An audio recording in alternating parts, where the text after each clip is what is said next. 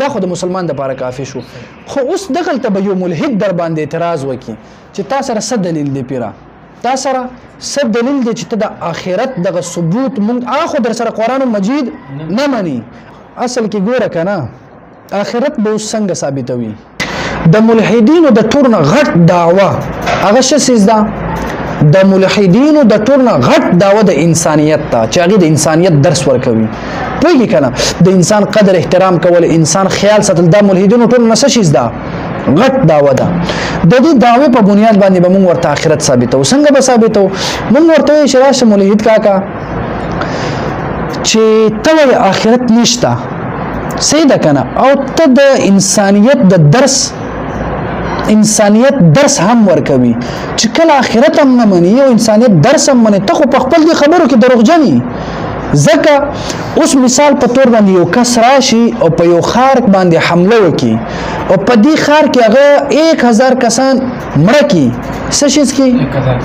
مړه کړي، چې مړه کړي صحیح ده، مړه کېدو نه پس دغه اول خو دغه پولیسانو ته د قاتل په باره کې پته نه لګي چې بای دا قتلونه چا کړی ده، بچي پکې مړ شي، بوډاګان پکې مړ شي، زنانه پکې مړ شي، بې ګناه خلک پکې مړ شي. دا دومره قتلونو باوجود د قاتل پته نه لګي.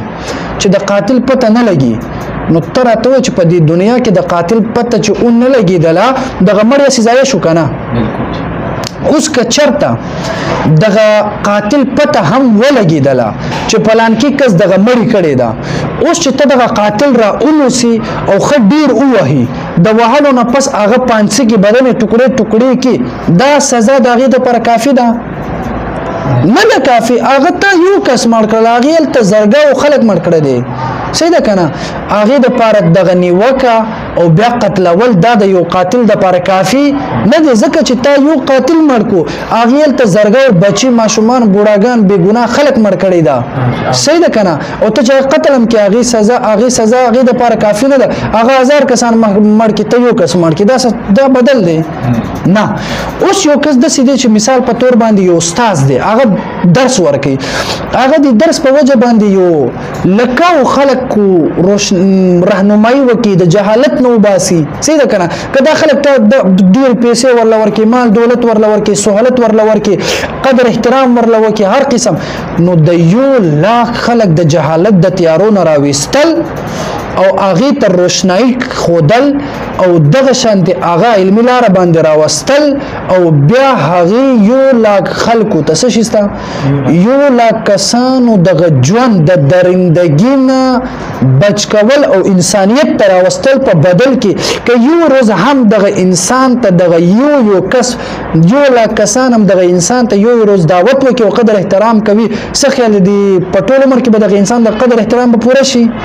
نه. مطلب دا چې د انسان د نیکی بدله په دې دنیا کې ملاویدل ممکن نه دی،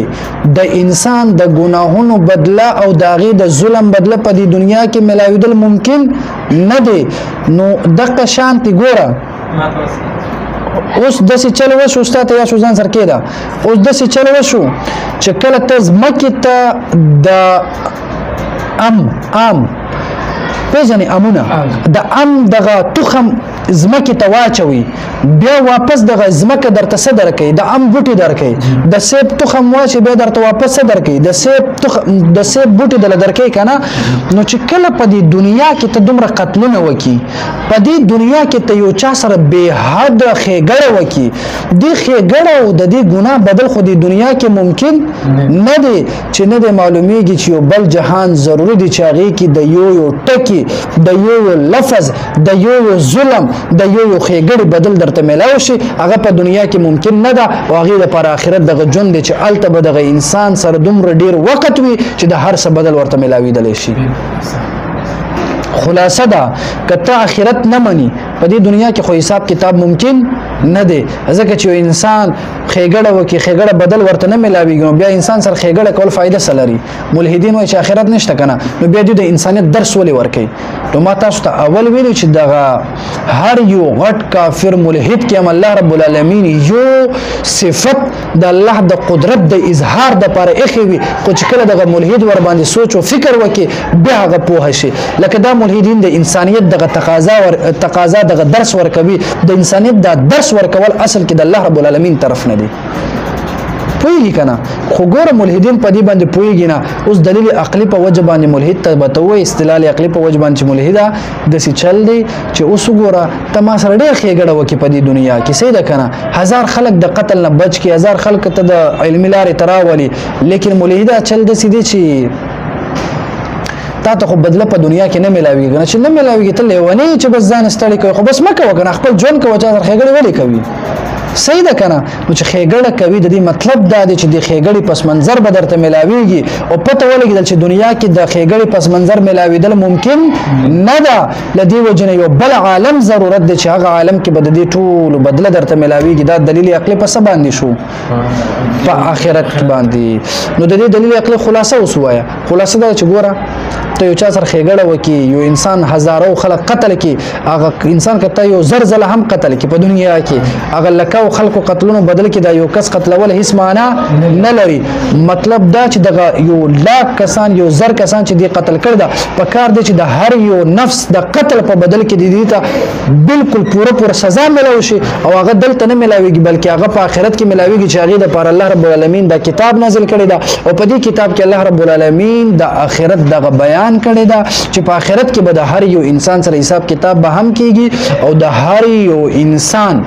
هر یو انسان د هر عمل په بدل کې هغه ته سزا او جزا دا به هم ملاويږي